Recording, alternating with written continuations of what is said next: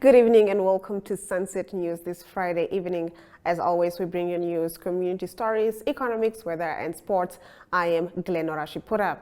In the news tonight, Labour Minister Utoni Nuyoma says Kasinga was a refugee settlement camp with no military activities, except the presence of a few soldiers to protect the vulnerable women and children from possible UNITA attacks.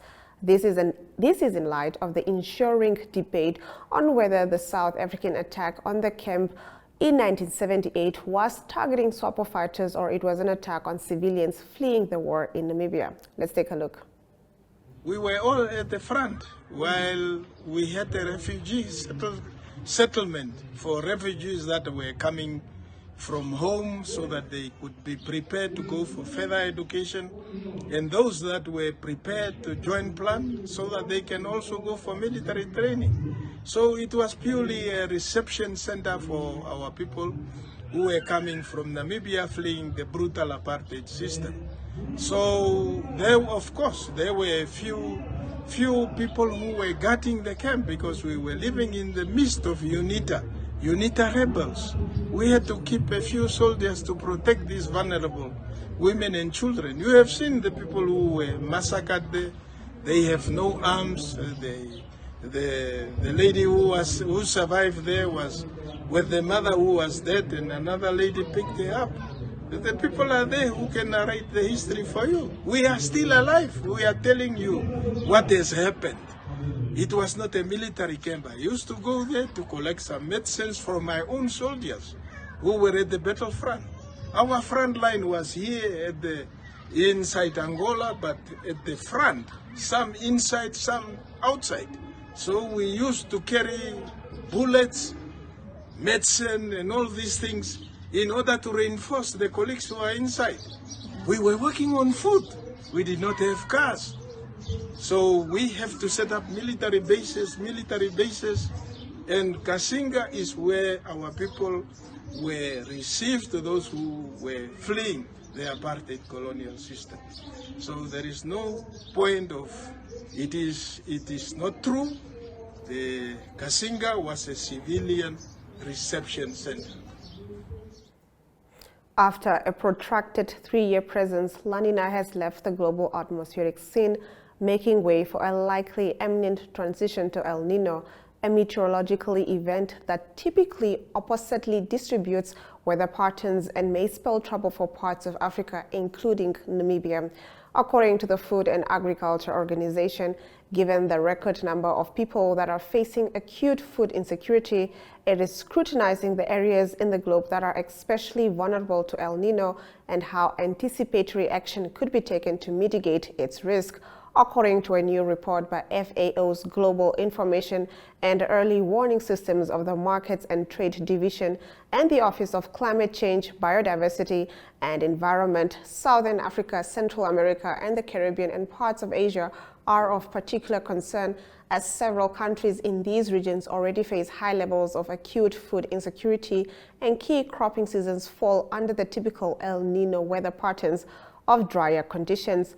Early warning means that we have to take early and anticipatory action, and we will support our members in these efforts to the full extent resources allow, said Rian Paulson, head of FAO's Office for Emergencies and Resilience. Given the most recent forecasts that have raised the likelihood of an El Nino event occurring from June onwards, FAO is already setting in motion initial preparations to support affected countries. Forecasts at this point are clear, but inevitably can only be put forth with low confidence due to their low power during the May, June, July period, explained Oscar Rojas, FAO agrometeorologist. El Nino events typically occur every 2 to 7 years, with La Nina episodes and neutral conditions filling the years in between. Catalyzed by a warming of Pacific Ocean waters, El Nino has a major influence on temperature and precipitation patterns over many parts of the world, driving extreme weather events including drought, flooding, and storms. While El Nino events and impacts are never alike, the broadly typical patterns enhance predictable regional consequences.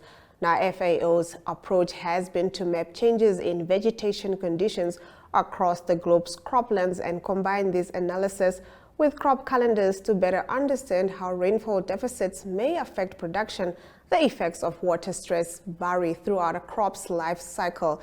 Now, this approach helps to identify areas at higher risk, those where dry conditions impact the entire crop cycle, and guide the type of interventions that should be implemented. El Niño typically raises the global average temperature and was associated with a record high registered in 2016 when various carbon-releasing calamities occurred, including forest and peatland fires in Indonesia and billions of trees decimated by drought in the Amazon.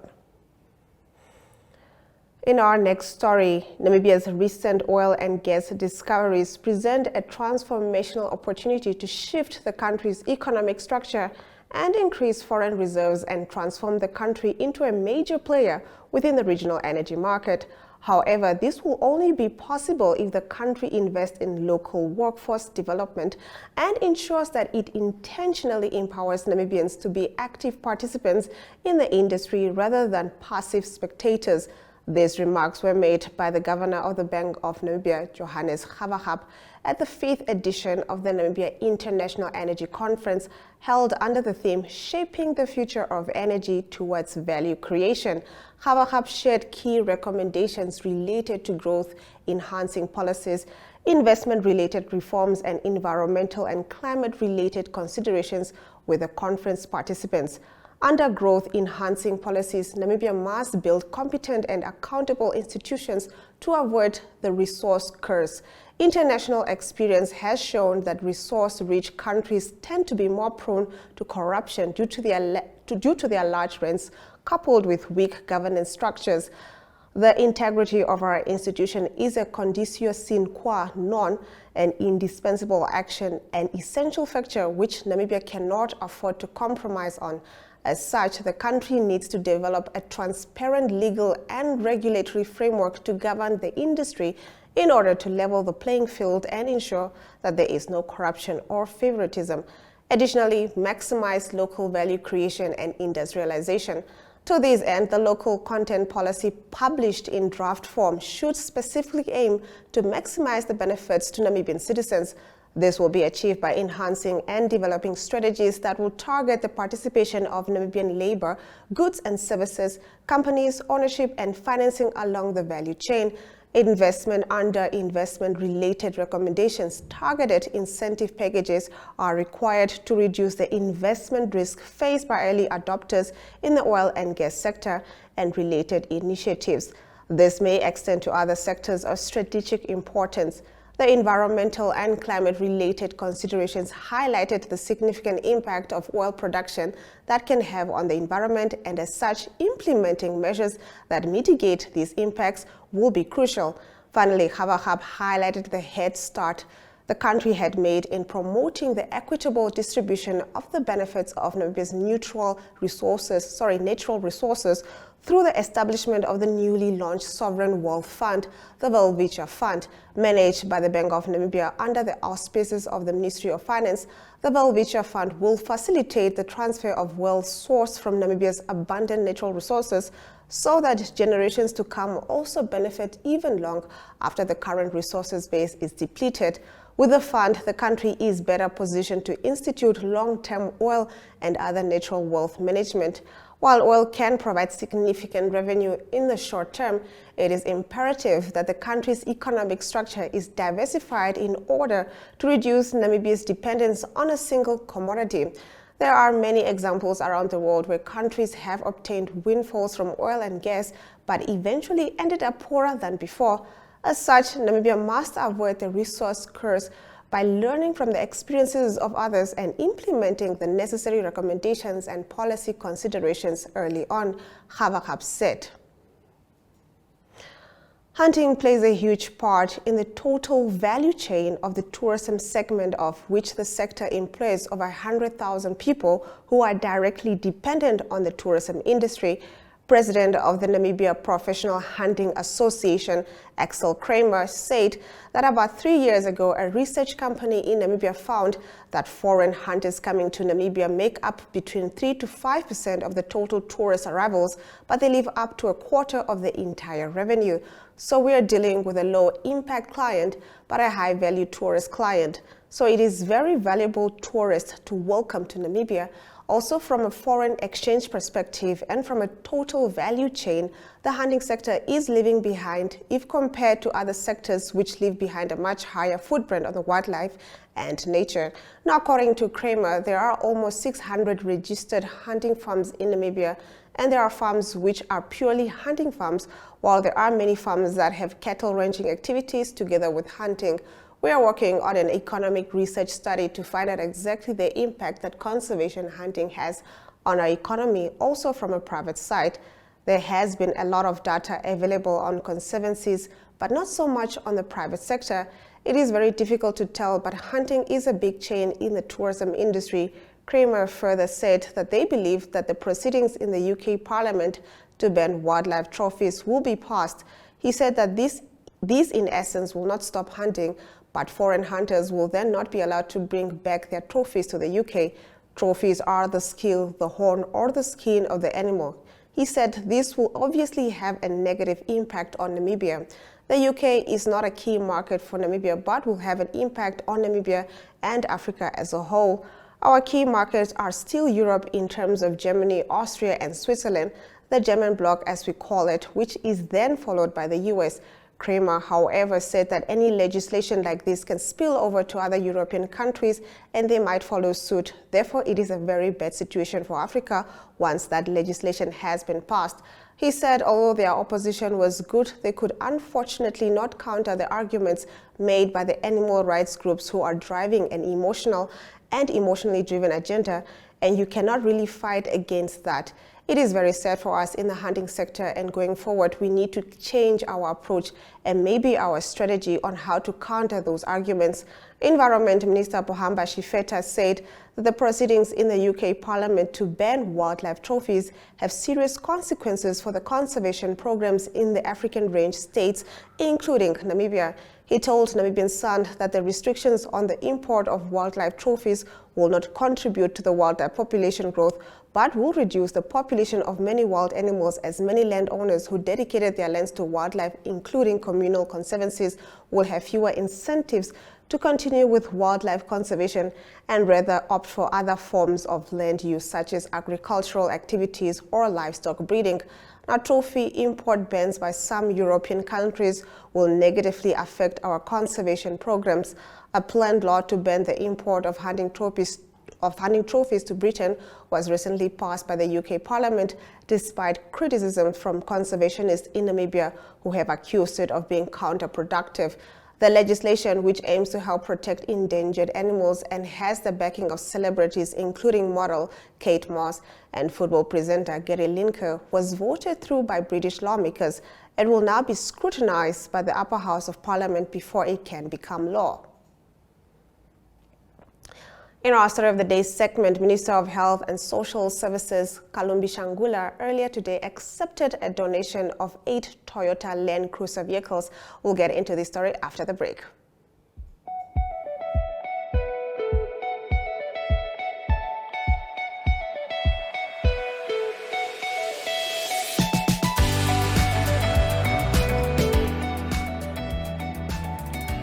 To another exciting episode of Oneuptwo. Hier is die weer en vertel ook vir julle waar die vis heel moontlik gaan byt.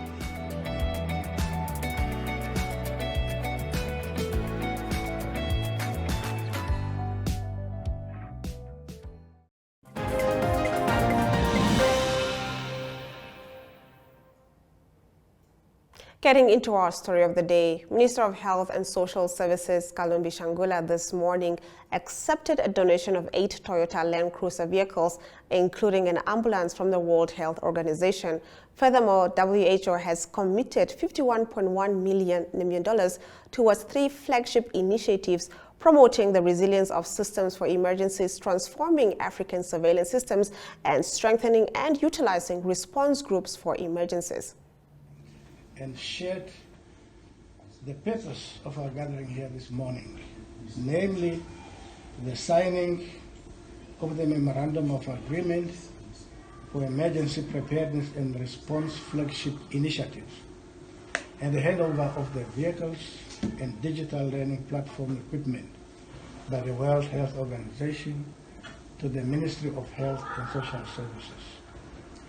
I'm therefore delighted to be here with you today and to witness this important occasion. The Memorandum of Agreement represents an important step forward in our shared commitment to ensure that Namibia is ready to prevent, timely detect, and promptly respond to public health emergencies that may occur in our country. The initiative that Namibia will implement will also further strengthen the global architecture of preparedness and response to health emergencies. As articulated by Dr. Sagwe Moses, the Emergency Preparedness and Response Flagship Initiative aims to promote health security in Africa through strengthening member states' capacity to prepare, to timely detect, and to promptly respond to public health threats and emergencies. Really? Getting into our economic news, the South African Reserve Bank added enhanced security features, a splash of more color, and some new plants and animals to the country's currency in the first major upgrade to its banknotes and coins in more than a decade. The changes announced on Wednesday were in line with international best practices, where generally it is recommended that countries upgrade banknotes and coins regularly to fight against counterfeit notes. The SARB said South Africa had one of the lowest counterfeit rates in the world, with only an estimated 3 fake notes for every million banknotes produced. And while there will be some noticeable differences to the upgraded currency, which will start being circulated this week, former President Nelson Mandela and Africa's Big Five will still adorn the notes. There will also be no changes to any of the denominations or size of the banknotes. As far as its banknotes are concerned, some of the biggest changes include the addition of the preamble to the Constitution, as well as the inclusion of miniature of the South African flag in their center threads. The 20 Rand banknote will become a more visible brown. The 50 Rand banknote will be tinged with a purple rather than its current red, and the 200 Rand will be a more vibrant orange. We'll be right back with your international news. We are so excited to be kickstarting your morning with the entertainment. Everything was happening during this past weekend. Yes. Exciting news. Wow, no, she was killing it already. In my opinion, I don't see anything wrong with him serving the full term. As well as keeping you informed on the issues that you need to know happening in and around our country.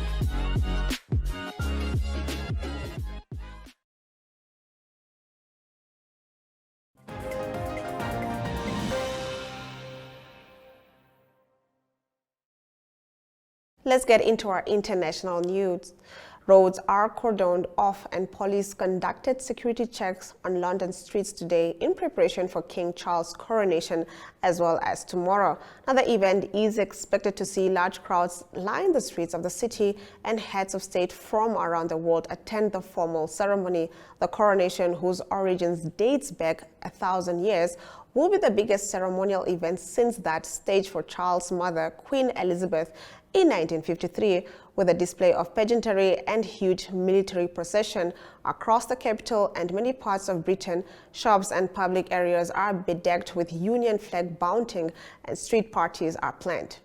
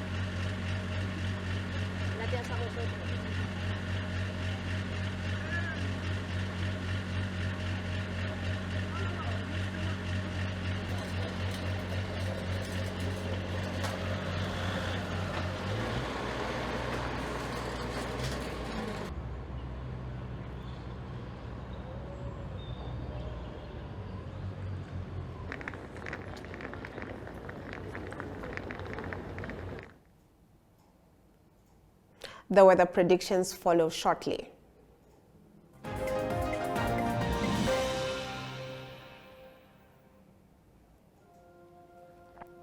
For tomorrow, partly sunny weather is expected in Anana at 35 degrees and partly sunny weather in Ruakana at 34 degrees.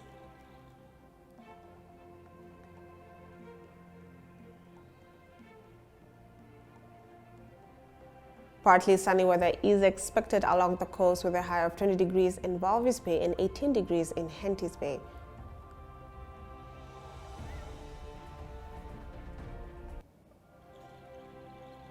On Sunday, rainy weather is expected in Anana at 33 degrees and sunny weather in Ruakana at 33 degrees.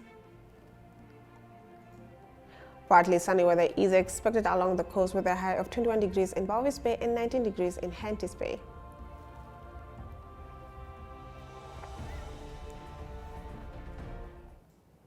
We'll be getting into the sports news shortly.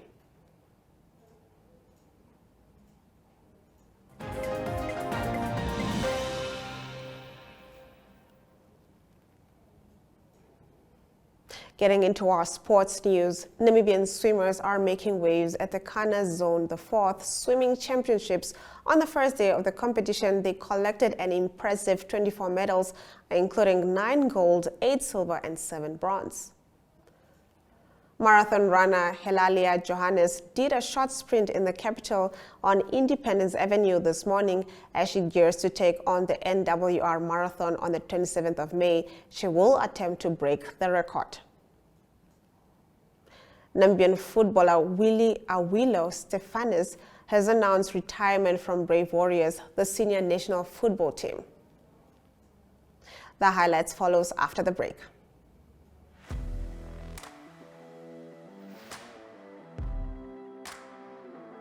Hello and welcome to today's Sports Rep Show. I am your host, Jesse Jackson Kauraifa.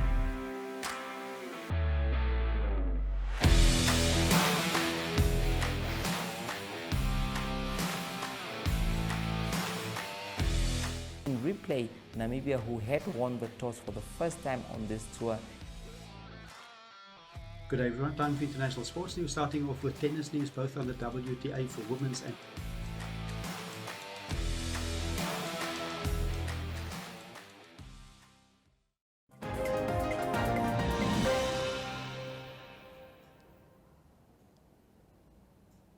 You're still watching Sunset News. Let's take a look at the highlights from today's broadcast.